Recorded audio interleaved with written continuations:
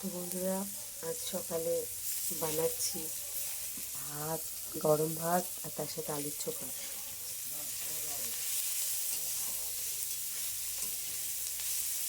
প্রথমে তেল দিয়েছি, তাতে পেঁয়াজ কুচোনো, রসুন কুচোনো দিয়ে দিয়েছি, শুকনো লঙ্কা।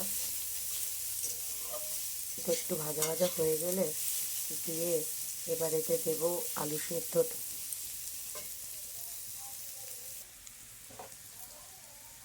এবার এতে দিয়ে দিচ্ছি আলু সিদ্ধ।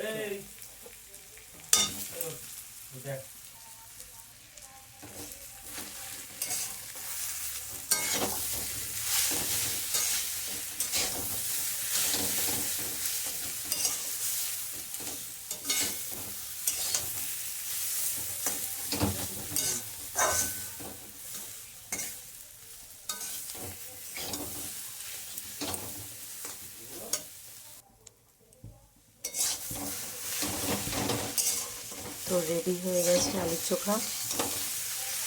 এবার নাড়িয়ে চাড়িয়ে নামিয়ে দেবো।